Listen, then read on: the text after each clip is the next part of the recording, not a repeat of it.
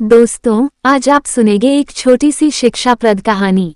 कहानी भले ही छोटी है, लेकिन उससे मिलने वाली शिक्षा बहुत बड़ी और जीवन में काफी उपयोगी है। चलिए शुरू करते हैं। एक बड़ा ही समृद्ध और खुशहाल राज्य था।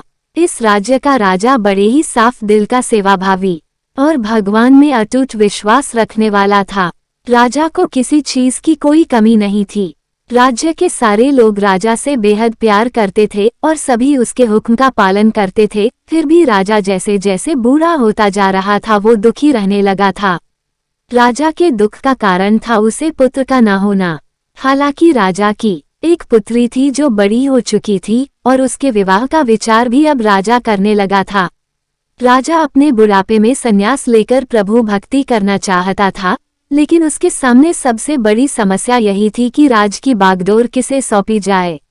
एक रात इसी चिंता में राजा काफी देर तक भगवान का नाम जपते जपते सो गया। उस रात राजा को सपने में भगवान का साक्षात्कार दर्शन हुए और उसे उसकी सारी समस्याओं का समाधान मिला। सवेरे उठते ही राजा ने बड़े प्रसन्न मन से एक सभा बुलाए और ऐलान कर दिया कि उसके महल के दरवाजे पर जो भी पहला आदमी आएगा उसी से राजकुमारी की शादी की जाएगी और उसे ही राज्य का राजा घोषित किया जाएगा।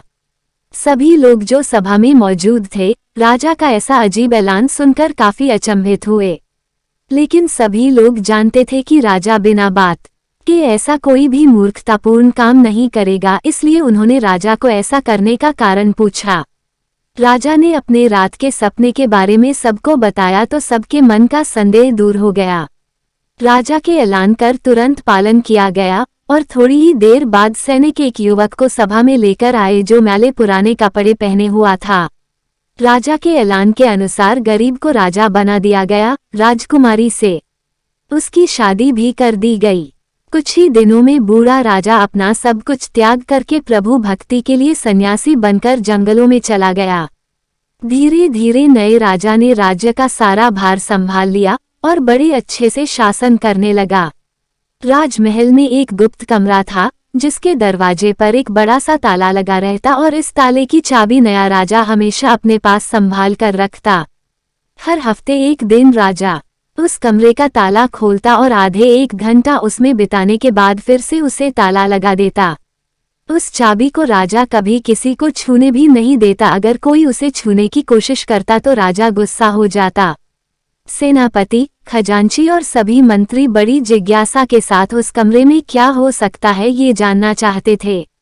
सभी के दिमाग में यही सवाल घूमता रहता कि आखिर खजाने की चाबी खजांची के पास, शस्त्रागार की चाबी सेनापति के पास और सभी जरूरी दस्तावेज रखे कमरे की चाबी मंत्री के पास है, तो आखिरकार राजा उस गुप्त कमरे की चाबी अपने पास लिए क्यों फिरते हैं और आखिर उसमें क्या ऐसी कीमती चीज है जो राजा किसी को बताते नहीं। इन सभी के लाख कोशिशों के बाद भी राजा ने कभी भी उन्हें उस कमरे में क्या है उसके बारे में नहीं बताया। इन सभी ने जाकर इस बात की खबर रानी के कानों तक पहुंचा दी। रानी को भी जिज्ञासा हुई कि ऐसी कौन सी रहस्यमयी बात है जिसे राजा अपनी धर्म पत्नी से भी छुपा रहे हैं। रानी ने राजा से उस रहस्य को जानने के लिए हट पकड़ लिया। रानी ने खाना पीना सब त्याग दिया। आखिरकार स्त्री हट के आगे राजा को हार माननी पड़ी। राजा, रानी, मंत्री और सभी सभासदों को साथ में लेकर उस कमरे के पास पहुंचा और पहली बार सबके सामने उस कमरे को खोला। सभी देखकर हैरान थे, क्योंकि उस कमरे में कुछ भी नहीं था सिवा एक फटे पुराने कपड़े के जो दीवार पर टंगे हुए थे। मंत्री ने फटे कपड़े को अपने हाथ में लेते हुए राजा से कहा, महाराज, यहाँ तो इस फटे कपड़े के सिवा कुछ भी नहीं है। तब राजा ने कहा, यही तो मेरा सब कुछ है।